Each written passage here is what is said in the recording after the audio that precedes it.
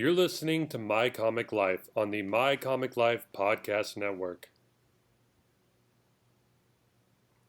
Welcome back to My Comic Life, folks. That's right, My Comic Life. We are your number one podcast for all things geek, nerd, movies, TV shows, video games, pop culture. If you're into any of that, stop. You have found the podcast for you. My name is Sam, and joining me each week in the My Comic Life studio, folks, I just found out this man spent his summer with Jared Leto working on the sequel to Morbius. I cannot wait to see what he has written and what comes out on the big screen. Alex, say hello to the folks out there. Folks at home, how has your summer been? Yes, I had a great time working with Mr. Leto. You know, I did a little bit of Morbin. He did some Morbin. Then we kind of loved each other for a little bit. You know, it was kind of one of those anything goes kind of relationships, man. But we definitely worked out some kinks. I'll tell you that much right there. But you know, I had a really nice summer, a nice time away from the show. No, I'm just kidding. But Sam, how was your summer, brother? It was hot, and I moved out of an older house and into an apartment, and I'm adjusting to kind of being back in an apartment life and not having my own house, and boy, being on the bottom with noisy neighbors, that's becoming a thing, man. But it's cool, you know, like, I am excited to be back in the My Comic Life studio recording with you, sir. This is always so much fun for me. Alex, how did you spend your summer? A lot of swimming. It was like you said, very hot. You and I both live kind of in the same geographical area, like the Ozarks type of area, and it like triple digits for God. What was it, like 50 days in a row or something like that, where it was just like my AC was just struggling to keep up with it, man. Yeah, running in the evenings was real fun, you know, like I would come home and just be like head to toe. I mean, like there would be a puddle just on my entryway floor, you know, and just could not help it. And you got to love it when it's so hot and you're running and you have to say to yourself, okay, at least I'm not getting tunnel vision this time on my run. So this is a good run so far, you know. Like I'm not, like I don't feel like I'm going to pass out totally, you know. So yeah. Normally by this time I would be hearing my heartbeat in my ears. Yeah. Normally I would be seeing, you know, a big bright light and people calling my name, telling me to come to. No, kidding. Sorry. I didn't see any ancestors this time. Oh my gosh. Oh man. All right, Alex, anything else to add about your summer before we kind of jump into this? What we are calling here a preview episode, not quite a full episode of My Comic Life, but a preview episode of what's to come in season 3. But yes, any more opening comments for us here, sir? No, I mean, you hit the nail right on the head. We originally were slated to come back a week from now, but with the She-Hulk coming out this past Wednesday, we decided that we wanted to make sure that we were caught up with that show, so we didn't kind of fall behind and make it boring or anything like that for any of you listeners at home. So we decided to hop in the studio really quick, you know, bang out a little 20-25 minute episode, and we'll see you guys next week with an absolute banger, and as we begin season 3 here on My Comic Life. That's right, because we only produce bangers here on My Comic Life. But all right. Kicking it off here, we are going all things Marvel, all things She-Hulk. The first episode of She-Hulk premiered this week and was titled A Normal Amount of Rage. It was directed by the very talented newcomer, Kat Corio, who has directed things such as Marry Me and has a long work history with episodic shows including Brooklyn Nine-Nine, It's Always Sunny in Philadelphia, Shameless, and a personal favorite of mine, Modern Family. The creator and head writer of She-Hulk Attorney at Law is Jessica Gow, who has worked on Rick and Morty, Robot Chicken, and Silicon Valley. And this episode premiered on Disney Plus on August 18th, 2022. Now, Alex, before we delve into the minutia, you know, like the real meat of this show, just what were your thoughts? Like, what did you think of this show going in? I was actually, very excited for this show. You and I had already gone over the preview and the teasers and the trailers that we've seen so far for this show, and we have always kind of expressed our like hype for this. I was pretty excited for the show going in. Every preview had me more and more hyped. The thing that I don't like, and yeah, I'm gonna get into it. It's when these female-led projects with these female show writers and runners, they get review bombed in an attempt to drive away viewers. And you know who you are, and you're a trash human being. And I'm going to say it. If you don't like a show after you watch it, that's fine. But that's not what I'm talking about. Like, it's these degenerates that can't stand the thought of a woman superhero, and they log on and leave a garbage rating without like giving the show a single shot. Tatiana Maslany, the star of She-Hulk, Attorney at Law, actually stated in a press conference before the premiere of the show that the entire She-Hulk team was made well aware that the show would inspire sexist reactions. In an interview, she stated, "I think people, can have a real visceral response to a." She said, "I think people, can have a real visceral response to like a woman superhero." And she also said, mentioning that they had already seen what was happening online, and she also expressed hope that people would watch the show. Their expectations and views might be challenged. There is so much else going on that challenges people, she said. I'm so excited for people to see that. And so it's kind of crazy to me that it would get to the point, or it is at a point where the women that are dealing with this show that are very talented women have to kind of call a meeting together and be like, and have like this come to Jesus moment where they're like, now you guys know we're gonna get review bombed by the red pill crowd, so don't buy into any of that. Let's let this play out, and then we'll get the real reviews and everything like that afterwards. But just don't, when you see the beginning, and we just get a bunch of 1 stars, just ignore those. So, and I'll say the last thing, and I'll get off my soapbox, but do not come into the comments or into my mentions trying to argue with me about the merits of review bombing, because you will be swiftly ignored. But other than that, I'm sorry. What did you think of this show going in, Sam? Well, first of all, man, I'm gonna stand right up on that soapbox here with you. We here at My Comic Life love female-led superhero shows written by females, directed by females, for females. Hell yes, we are all about that here. We're all about the equality and diversity. So fuck haters, fuck incels, and fuck trolls who are gonna try to pre-bomb a show before they even watched it. Fuck off on that. And if you get in our comments section, oh yeah, you will be going up against me and Alex both, and you don't even want that kind of trouble brought upon you. So watch out and fuck off on that, man. I was very excited, for this show going in. Like I said, we had kind of talked about this on a previous episode, and we had both remarked how it kind of had like an Ally McBeal feel to it, sort of like a She-Hulk meets Ally McBeal. And you and I were both kind of fans of Ally McBeal.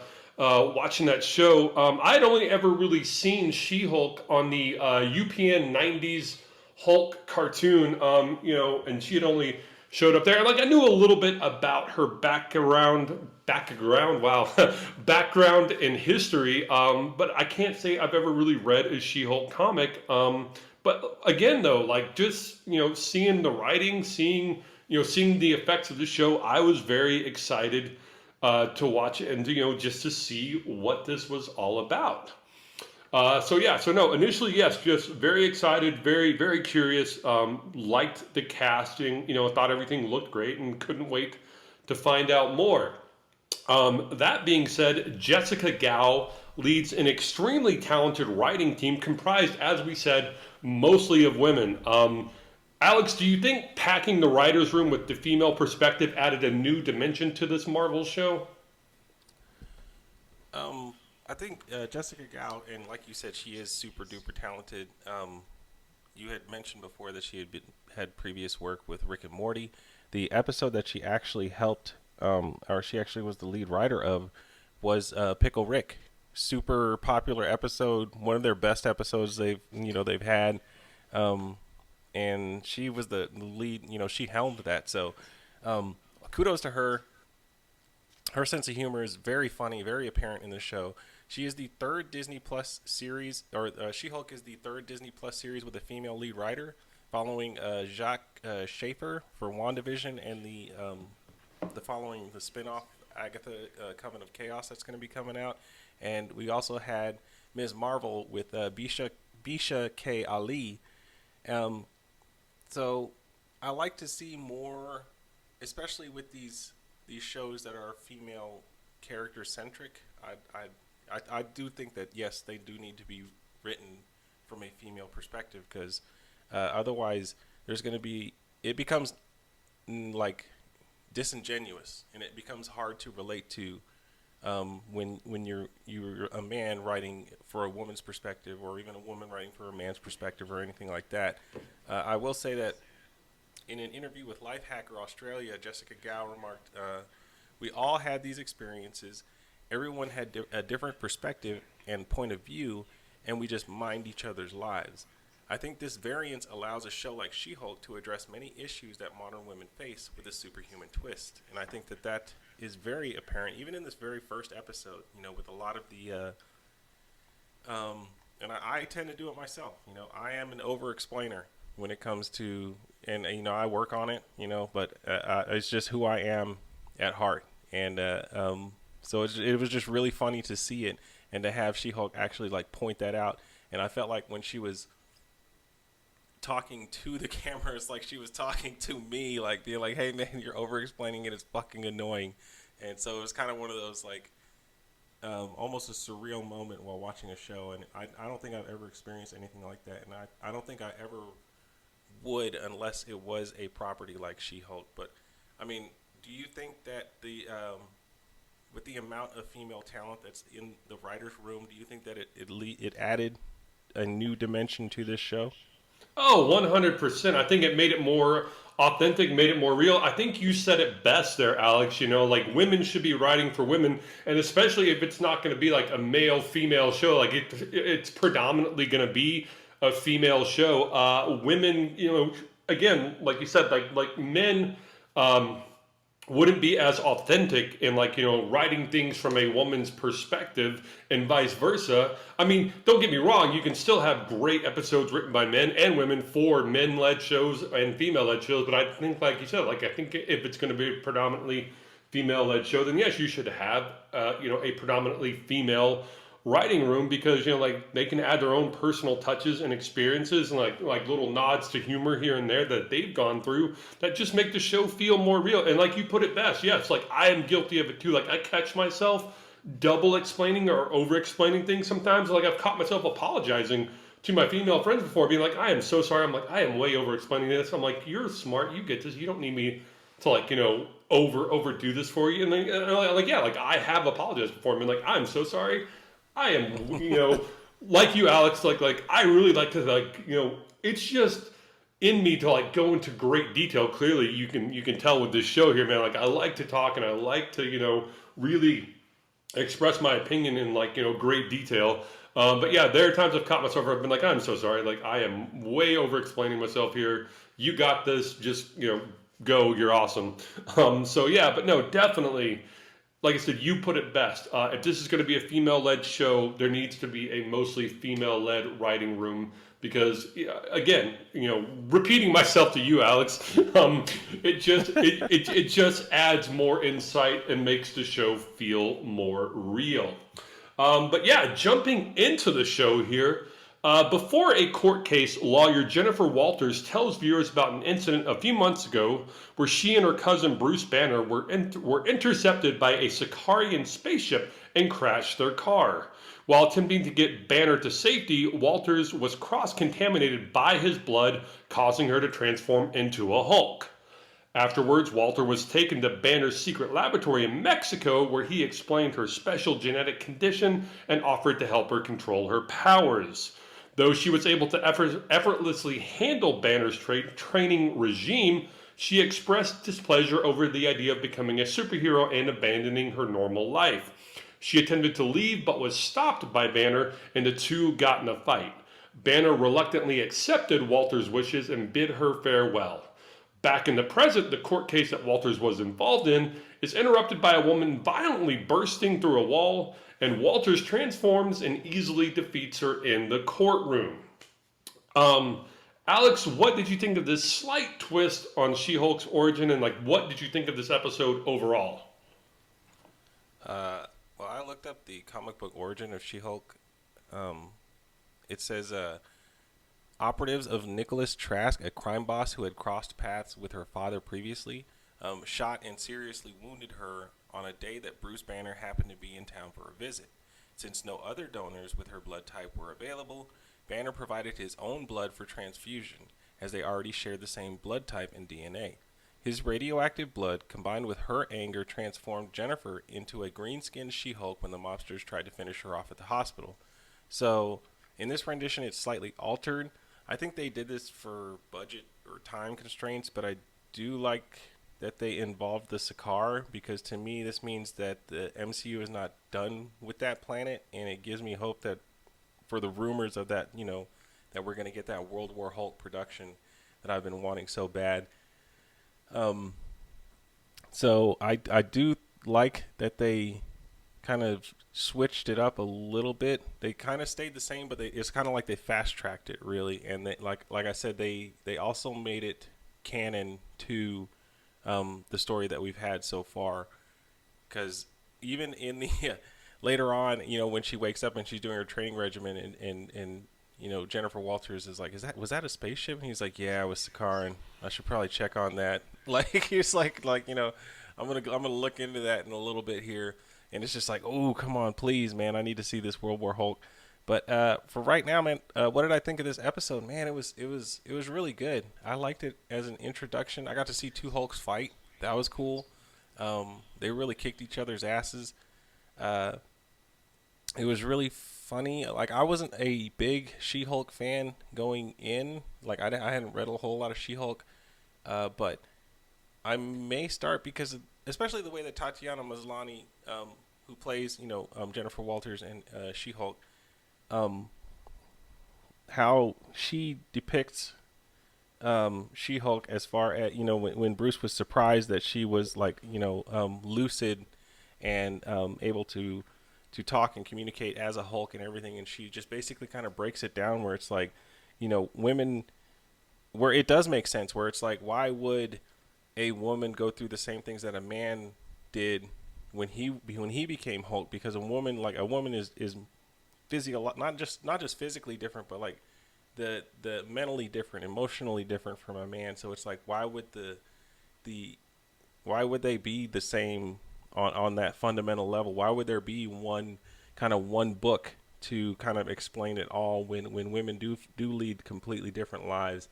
So I did like that perspective of it. I thought that kind of caught me by surprise when she was just like, as a woman, I have to deal with stuff like this, with emotions, including I have to, emotions like anger and fear every single day of my life, and I have to keep them in check, because otherwise people would think I'm crazy, or think what did she say? Something like, think I'm crazy, or think I'm dumb, or just like straight up murder me. Like, and it's just like, whoa, like it's just wild to think.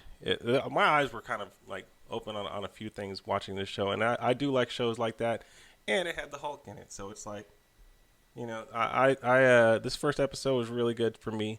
There were a lot of really good parts, and most definitely will be. I definitely look forward to further episodes. What about you, Sam? What did you think of the slight twist on She-Hulk's origin?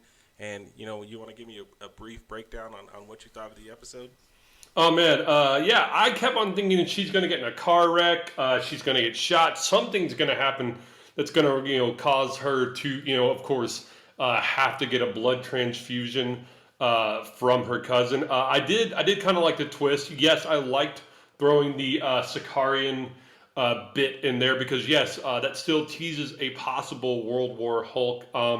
Yeah, no. Again, just this episode was great. It was a great origin. I even thought the fourth wall break was great. Sometimes that's either hit or miss for me in a show. Like with good writing and good acting, I don't mind fourth wall breaks. But sometimes they can miss and totally take me out of a show. And like when she paused the episode a la, Zach Morris from Saved by the Bell, and took us back. That was still great. That was fun to see. Yeah, just overall, just a phenomenal episode.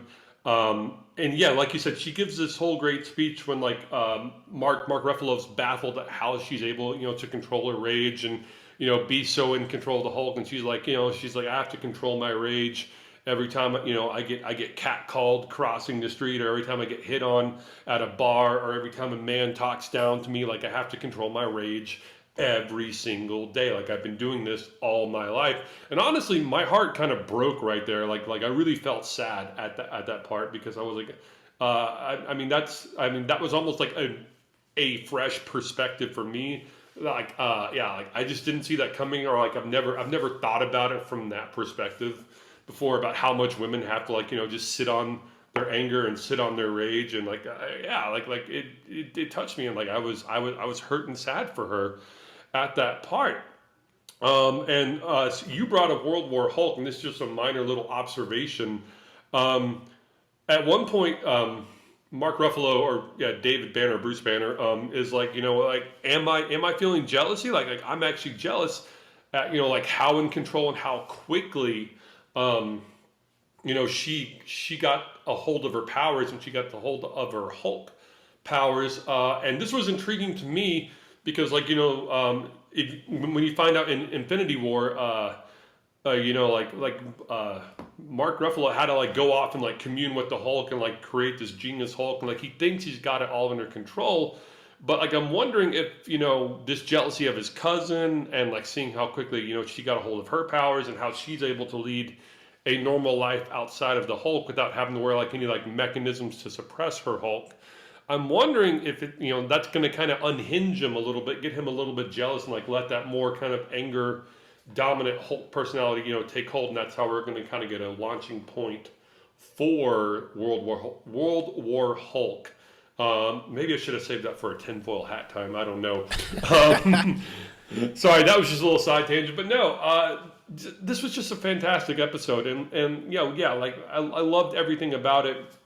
I know I mentioned this earlier, but to me, yeah, it felt like a melding of sort of like an Ally McBeal meets She-Hulk episode, and it was fantastic. In fact, actually, uh, um, and I'm blanking, or I'm gonna butcher the actress's name, so I'm just gonna go with the She-Hulk actress. You've been saying her name so perfectly, Alex. Could you say her name right here for me? Oh, 'Cause I don't. Tatiana Maslany. Yes, Tatiana Mislani did such a great job that like almost like I wanted to see more of her than the She-Hulk. Like I really wanted to see her give her closing arguments in this episode and like win this case. Like I didn't want to see her case get interrupted. I wanted to see her give that closing argument that you see her rehearsing um, in the first part of this episode. So I mean, my hats off to her. My hats off to the writing. You made Jennifer Walters almost more engaging than like She-Hulk, and I wanted to see more of Jennifer Walters. This was just like I said, it was just a fun and fantastic origin episode, man. I really enjoyed this. That being said, and I know we've kind of covered this in our general thoughts on the episode, did you have a specific favorite part of this first episode, Alex, and what would you rate this first episode? Oh man, as far as a favorite part, like I said, it's easy to pick. The fight between both Hulks, but the training montage was really cool.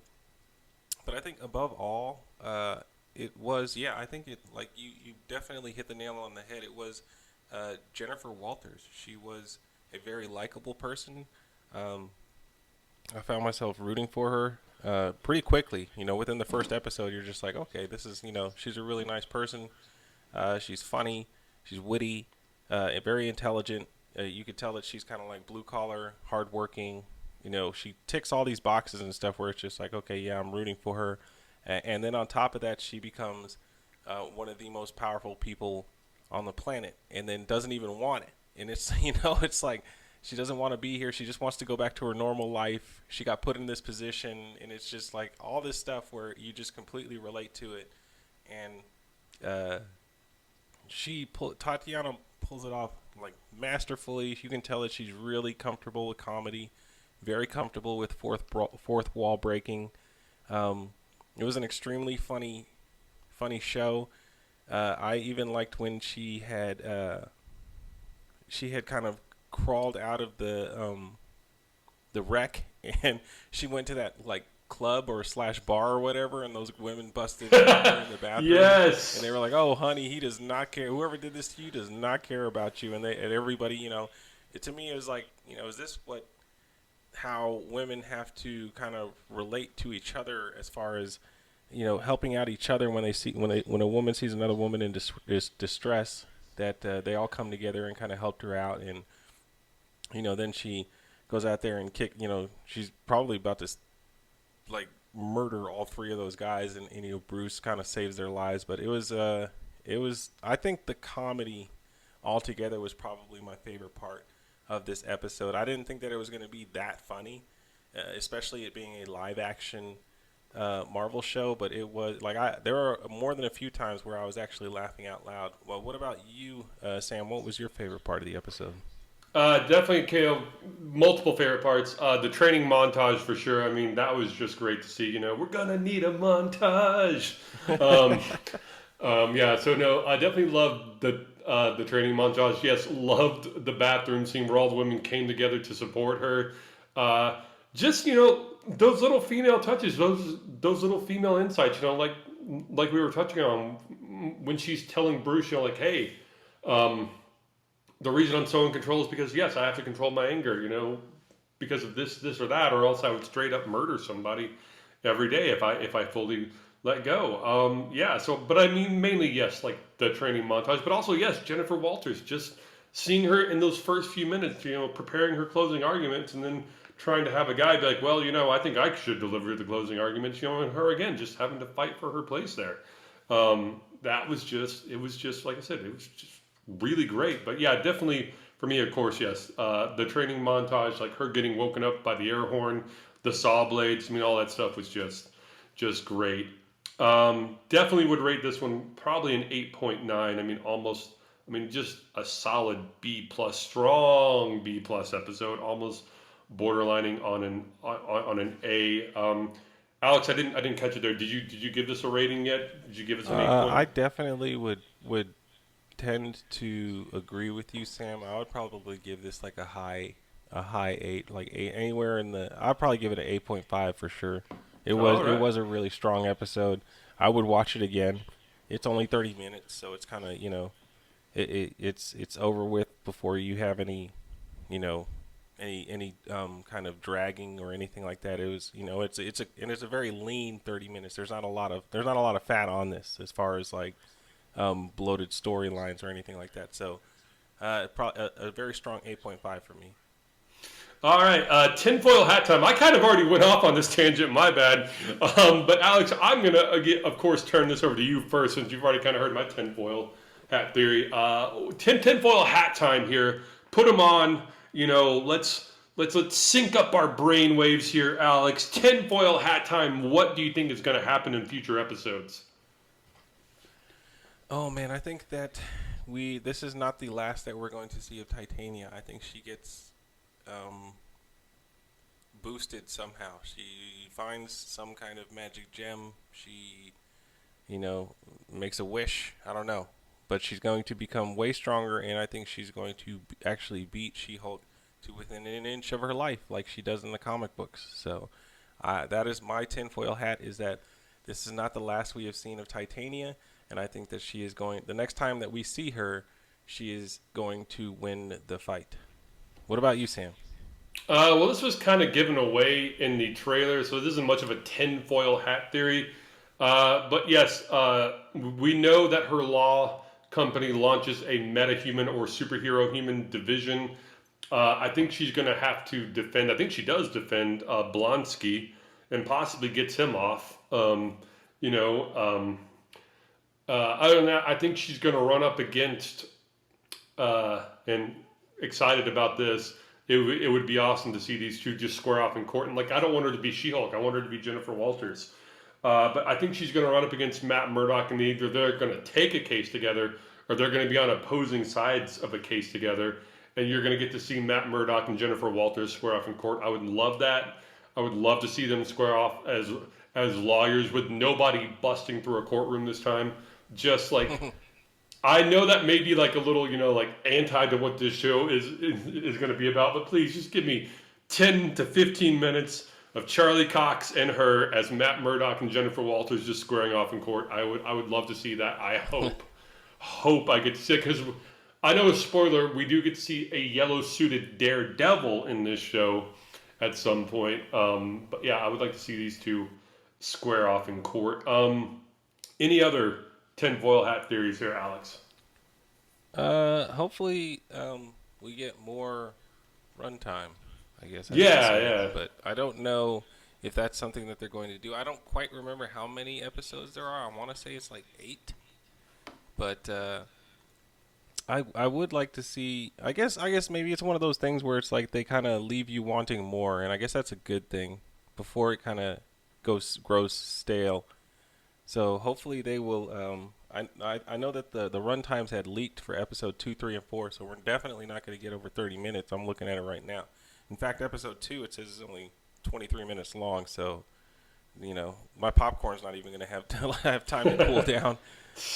But I look forward to this show, and I look forward to talking about it with you, Sam, here on My Comic Life.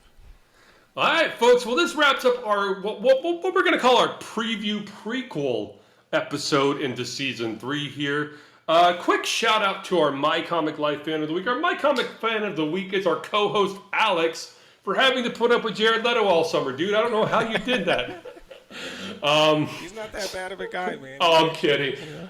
Look, I know. Look, Jared, I'm sorry. I know we jest a lot with you on the show, but please know it's all in good humor, and that none of us here at My Comic Life really bear you any ill will at all, sir.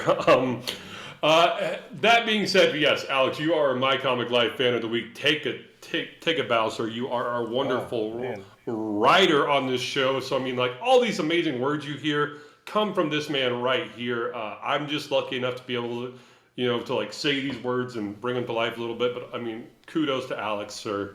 Definitely take a bow, man. Take a bow. Oh, thank you. I only can work as well as I can because of my lovely muse, Mr. Sam, on the other side of the mic there. So it takes two, ladies and gentlemen.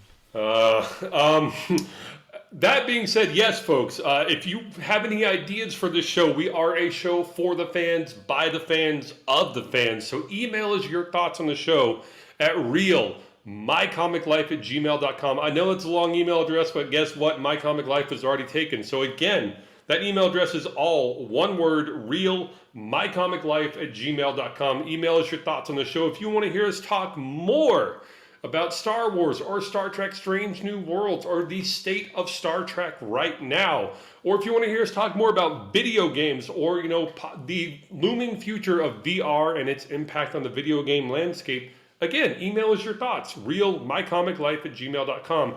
Continue to like our Facebook page. That really helps grow the show. I know we've had a very quiet YouTube channel. That's about to change. But yes, like and subscribe to our YouTube channel. Again, every like, every subscribe, every bell notification that you click on, it's just easy. It's just one click, man. You got the time to do it.